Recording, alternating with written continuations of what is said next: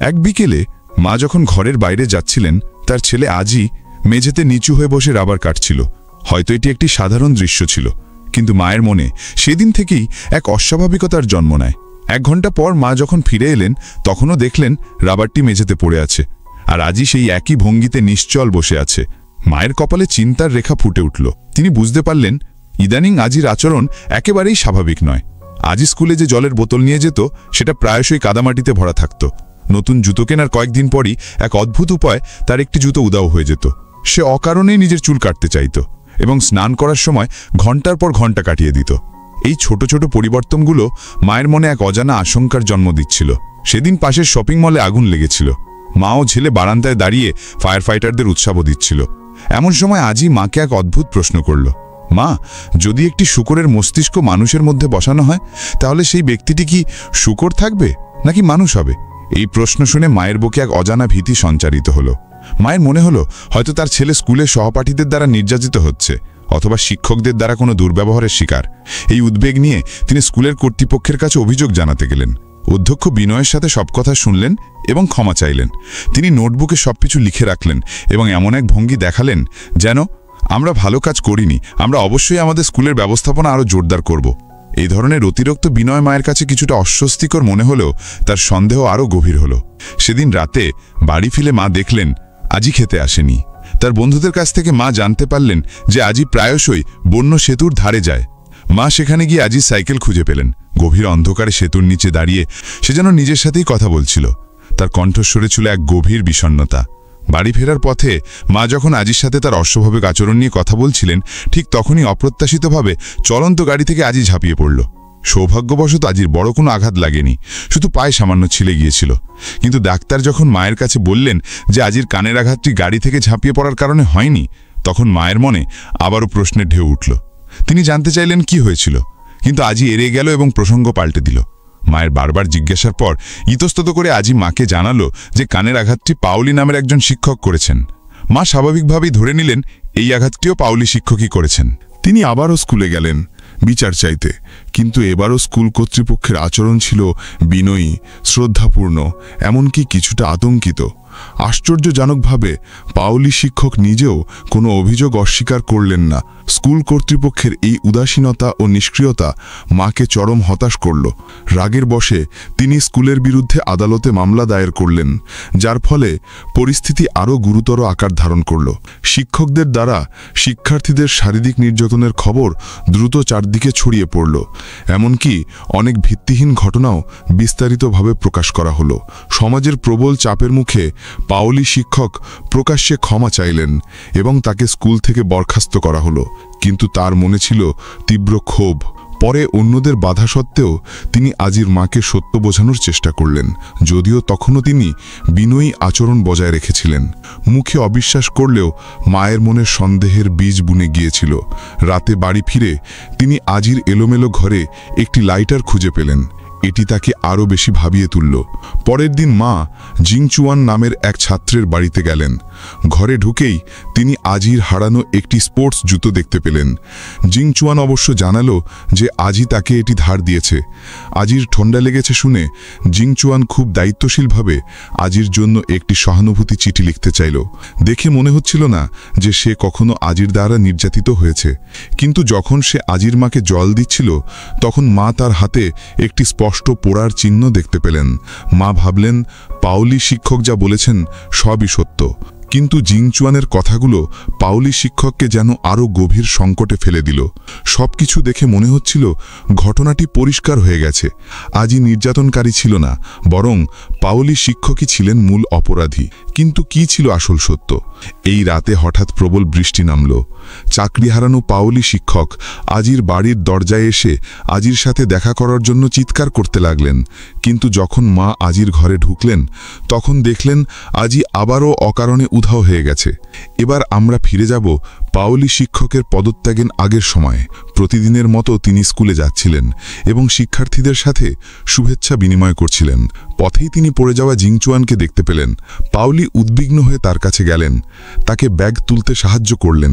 তিনি একজন প্রিয় শিক্ষক হওয়ার চেষ্টা করছিলেন, কিন্তু শিক্ষাদানের অভিজ্ঞতার অভাবে তার ক্লাস সবসময় বিরক্তিকর থাকত এবং প্রায়শই শিক্ষার্থীরা ঘুমিয়ে পড়ত। একদিন বিরতির সময় হঠাৎ তিনি ক্লাসরুমে কোলাহল শুনতে পেলেন এবং জিনিসপত্র বাইরে ছুঁড়ে ফেলার শব্দ পেলেন। ক্লাসরুমে দৌড়ে গিয়ে তিনি দেখলেন আজি পাগলের মতো জিনিসপত্র ভাঙচুর করছে। পাওলি আজিকে থামানোর চেষ্টা করার সময় অসাবধানতাবশত আজির নাকে আঘাত করে ফেললেন। তিনি অধ্যক্ষকে ব্যাখ্যা করেছিলেন যে এটি অসাবধানতাবশত হয়েছিল, কিন্তু আজির মা যেহেতু সম্প্রতি প্রতিদিন ঝামেলা করছিলেন, কেউই পরিস্থিতি আরও বাড়াতে চায়নি। তাই সবাই পাওলিকে ক্ষমা চেয়ে বিষয়টি মিটিয়ে ফেলার জন্য রাজি করালো। অধ্যক্ষের কথার অর্থ স্পষ্ট ছিল, এটি দুর্ঘটনা ছিল কিনা তা গুরুত্বপূর্ণ নয়, গুরুত্বপূর্ণ হল স্কুলের সুনাম কিভাবে রক্ষা করা যায়। কিন্তু পাওলি অস্পষ্টভাবে অনুভব করলেন যে জিংচুয়ান নামক ছাত্রটি হয়তো সহপাঠীদের দ্বারা নির্যাতিত হচ্ছে এবং যে তাকে নির্যাতন করছে সে সম্ভবত আজি, কারণ তিনি একবার টয়লেটের দরজায় আজিকে দ্রুত পালিয়ে যেতে দেখেছিলেন। টয়লেটে ঢোকার পর তিনি দেখতে পেলেন যে জিংচুয়ানকে দুষ্টুমি করে টয়লেটে তালাবদ্ধ করে রাখা হয়েছে। আরেকজন ছাত্রী তাকে একবার বলেছিল যে জঙ্গলে একটি মৃত বুনো বিড়াল ছিল। মেয়েটি নিজের চোখে দেখেছিল যে আজি সেই বিড়ালটিকে নিয়ে খেলা করেছিল, কিন্তু যখন তিনি মেয়েটিকে এই বিষয়টি অধ্যক্ষকে বলতে বললেন, মেয়েটি অস্বীকার করল। পাওলি শিক্ষকের উত্তেজিত আচরণ অন্য শিক্ষকদের চোখে পড়ল, যা তার সহিংস প্রবণতা নিশ্চিত বলে মনে হল। অবশেষে আজির মা এবং স্কুল কর্তৃপক্ষের ক্রমাগত চাপের মুখে পাওলি শিক্ষক প্রকাশ্যে ক্ষমা চাইলেন এবং শেষ পর্যন্ত তাকে স্কুল থেকে বরখাস্ত করা হলো। কিন্তু শিক্ষার্থীদের সাথে তার খারাপ আচরণের ঘটনাটি একটি আলোচিত বিষয়ে পরিণত হলো। তার বাড়ির সামনে প্রায়ই সাংবাদিকরা অপেক্ষা করত। চাকরি হারানোর পর পাওলি শিক্ষক তার প্রেমিকাকে জিজ্ঞাসা করলেন কেন সেও তাকে নির্দোষ বিশ্বাস করে না। প্রেমিকা উত্তর দিল, তুমি কাজটি করেছো কি করনি সেটা এখন আর গুরুত্বপূর্ণ নয়, গুরুত্বপূর্ণ হলো এখন সবাই মনে করে তুমিই করেছো। তার প্রেমিকার কথাগুলো ছিল নির্মম সত্য। সবাই পাওলিকে একজন খারাপ শিক্ষক হিসেবে দেখতে শুরু করেছিল। শুধু নিন্দাই নয়, তার বাড়ির দরজায় শূকরের মগজ ঝুলিয়ে তাকে উপহাস করা হতো। বলা হতো সে নিজেই আসল শূকরের মগজ। অসন্তুষ্ট পাওলি সরাসরি আজির মুখোমুখি হতে চাইলেন, কিন্তু আজি তাকে যেন ভূত দেখার মতো এড়িয়ে গেল। পাওলির মন তখন অসংখ্য প্রশ্নে জর্জরিত। আজি এবং মেয়েটি কেন মিথ্যা বলেছিল? জিংচুয়ান কেন তাকে আড়াল করেছিল? সত্যের গভীরে পৌঁছানোর জন্য পাওলি জিংচুয়ানের বাবার বাড়িতে গেলেন। হয়তো জিংচুয়ানের কাছ থেকে কোনো সূত্র পাওয়া যাবে। কিন্তু জিংচুয়ানের বাবার কথা শুনে পাওলি হতভাগ হয়ে গেলেন। বাবা বললেন, এই ছেলেটা একটা দানব। আমি সন্দেহ করি ওর মগজ মানুষের মগজ নয়, শূকরের মগজ। আমি জানি না কিভাবে এমন একটা জিনিস জন্ম নিল। সেই দিন রাতে বাড়ি ফেরার পর পাওলি জিংচুয়ানের পুরনো লেখাগুলো খুঁজে দেখলেন। ঘটনাক্রমে তিনি একটি কবিতার মতো বাক্য দেখতে পেলেন, যেখানে জিংচুয়ানের সেরা বন্ধুর কথা লেখা ছিল। আর সেই সেরা বন্ধুটি ছিল আজি। যদি আজি তার সেরা বন্ধু হয়, তাহলে আজি কিভাবে তাকে নির্যাতন করবে? সত্য জানার জন্য মরিয়া পাওলি আজির বাড়ির বাইরে এসে তার সাথে দেখা করার জন্য চিৎকার করতে লাগলেন, কিন্তু আজির মাও জানতেন না সে কোথায়। এরপর দুজন প্রবল বৃষ্টির মধ্যে আজির প্রিয় গোপন আস্তানার দিকে ছুটলেন, কিন্তু তাদের পথ আটকে পেল একটি ভূমিধস। বিপদ অগ্রাহ্য করে তারা গাড়ি ফেলে হেঁটে প্রবেশ করলেন এবং সেতুর নিচে একটি পরিত্যক্ত গাড়ির বগি খুঁজে পেলেন। ভূমিধসের কারণে গাড়ির বেশিরভাগ অংশ কাদায় ঢাকা পড়েছিল। এবার আমরা আবার অতীতে ফিরে যাব। আজি স্কুলে যাবার পথে জিংচুয়ানকে দেখতে পেল। কথা বলার আগেই পেছন থেকে আসা সহপাঠীরা তাদের থামিয়ে দিল। জিংচুয়ান শিক্ষকের কাছে কোনো অভিযোগ করেনি, যেন সে এমন আচরণের সাথে অভ্যস্ত হয়ে গিয়েছিল। সবাই জিংচুয়ানকে দানব বলতো, কারণ সে শুধু খুব সুন্দর ছিল না, সে মেয়ে শিক্ষার্থীদের সাথেও খেলতে ভালোবাসত। সহপাঠীরা তাকে বিকৃত মোনা বলে উপহাস করত এবং তাকে মেয়েদের মতো গান গাইতে বাধ্য করত। ভীতু ও দুর্বল আজি তাকে থামাতে চাইত, কিন্তু সে মার খাওয়ার ভয় পেত এবং ভয় পেত যে লোকে তাকেও জিংচুয়ানকে ভালো বন্ধু বলবে। তাই সে পাগলের মতো ক্লাসরুমের জিনিসপত্র ভাঙচুর করতে শুরু করল। এতে সহপাঠীদের মনোযোগ অন্যদিকে সরে গেল, কিন্তু এর ফলে পাওলি শিক্ষক তাকে ভুল বুঝলেন। সেদিন যখন ক্লাসরুমে শুধু তারা দুজন ছিল, জিংচুয়ান আজির চুল আদর করে বলল, আমার বন্ধু হওয়ার জন্য তোমাকে ধন্যবাদ। আমি তোমাকে আমার সেরা বন্ধু মনে করব। আজি বলল, আমি তোমার সাথে বন্ধুত্ব করতে পারি, কিন্তু তুমি সহপাঠীদের সামনে আমার সাথে কথা বলো না। ছোট আজি অন্যদের একই রকম দৃষ্টির ভয় পেত এবং জিংচুয়ানকে পুরোপুরি গ্রহণ করতে পারছিল না। সেদিন রাতে বাড়ি ফেরার পর সে জিংচুয়ানের ছোঁয়া চুল কেটে ফেলল। সেই চুলগুলো যেন অবর্ণনীয় পাপ বহন করছিল। হয়তো দুজনেই একক মা বাবার পরিবারের সন্তান ছিল। জিংচুয়ানের সাথে থাকাটা কিছুটা অস্বস্তিকর হলেও তাদের সবসময় কথা বলার মতো অনেক বিষয় থাকত। জিংচুয়ান আজিকে তার গোপন আস্তানায় নিয়ে এসেছিল। সেতুর নিচে একটি পরিত্যক্ত গাড়ির বগি। এটি তাদের ভবিষ্যতে প্রায়ই খেলার জায়গা হয়ে উঠল। এখানে তাদের অন্যের চোখে পড়ার চিন্তা করতে হতো না। এখানে হাসি ঠাট্টায় ভরপুর ছিল। তারা গাড়ির বগিতে একসাথে খাবার ভাগ করে খেত, একসাথে বুনো পাহাড়ে দৌড়াদৌড়ি করত। কিন্তু যখনই তারা স্কুলে ফিরত, আজি সবসময় জিংচুয়ানের দৃষ্টি এড়িয়ে চলত। এমনকি জিংচুয়ানকে উত্ত্যক্ত করার দলেও যোগ দিতে বাধ্য হতো, যেন কেবল এভাবেই তাকে অন্য সহপাঠীরা স্বাভাবিক মানুষ মনে করবে। যখন সে কাউকে জিংচুয়ানকে টয়লেটে তালাবদ্ধ করতে দেখত, আজি না দেখার ভান করে দ্রুত পালিয়ে যেত। পাশ দিয়ে যাওয়া পাউলি শিক্ষক ভেবেছিলেন এসব আজির করা কুকর্ম। একদিন তারা জঙ্গলে একটি মৃত বুনো বিড়াল খুঁজে পেল। তাদের সহানুভূতি হঠাৎ জেগে উঠল। তারপর তারা বুনো বিড়ালের মৃতদেহ নিয়ে গোপন আস্তানায় গেল এবং একটি সাধারণ দাহ অনুষ্ঠান করল।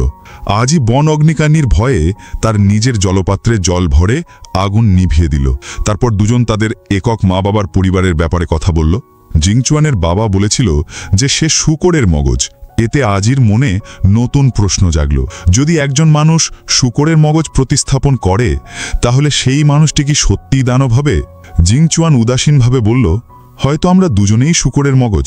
সেই দিন আর্ট ক্লাসে একজন সহপাঠী জিংচুয়ানের ডেস্কে রাং ছড়িয়ে দিল। সে চুপচাপ ন্যাকড়া নিয়ে মুছতে শুরু করল, কিন্তু সহপাঠীরা তার ন্যাকড়া কেড়ে নিয়ে একে অন্যের হাতে দিতে লাগল। শেষ পর্যন্ত সেটি আজির কাছে এসে পৌঁছল। সহপাঠীদের ভুল বোঝাবুঝি এড়াতে আজি আবার জিংচুয়ানের সামনে দৌড়ে গিয়ে ন্যাকড়াটি কেড়ে নিল। দুই মনের মধ্যে ক্ষোভ নিয়ে দুই ভালো বন্ধু একে অপরের সাথে জড়িয়ে গেল। তারা একে অপরের দিকে মুষ্টি নিক্ষেপ করল এবং একে অপরের উপর তাদের ক্ষোভ ঝাড়ল।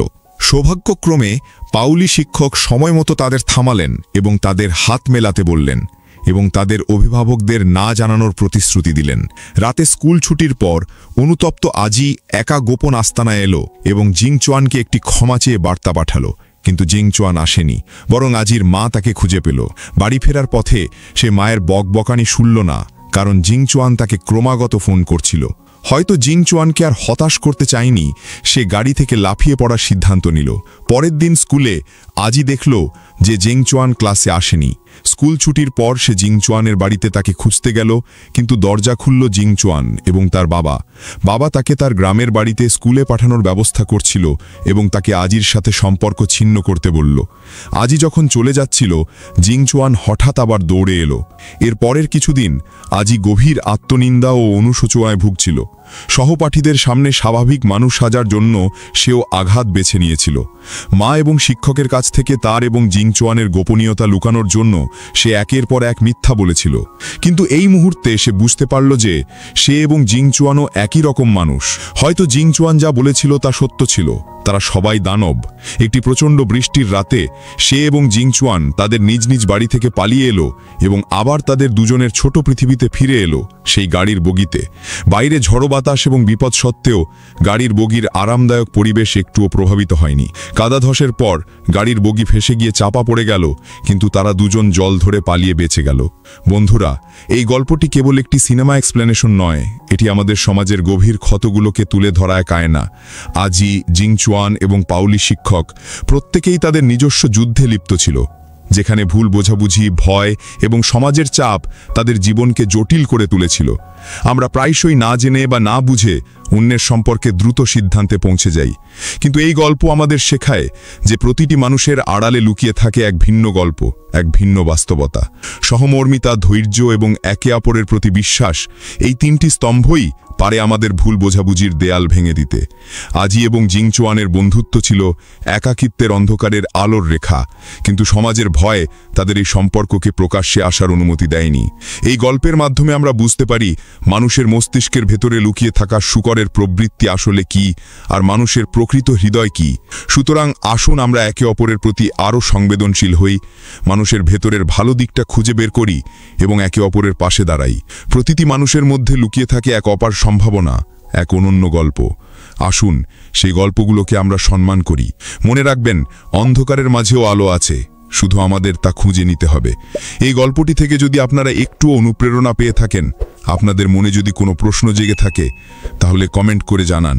ভিডিওটি ভালো লাগলে লাইক করুন, বন্ধুদের সাথে শেয়ার করুন এবং আমাদের চ্যানেলটি সাবস্ক্রাইব করে পাশে থাকুন। আপনার একটি সাবস্ক্রিপশন আমাদের এমন আরও গল্প আপনাদের কাছে পৌঁছে দিতে অনুপ্রাণিত করবে। ভালো থাকবেন, সুস্থ থাকবেন আর মানুষের প্রতি বিশ্বাস হারাবেন না।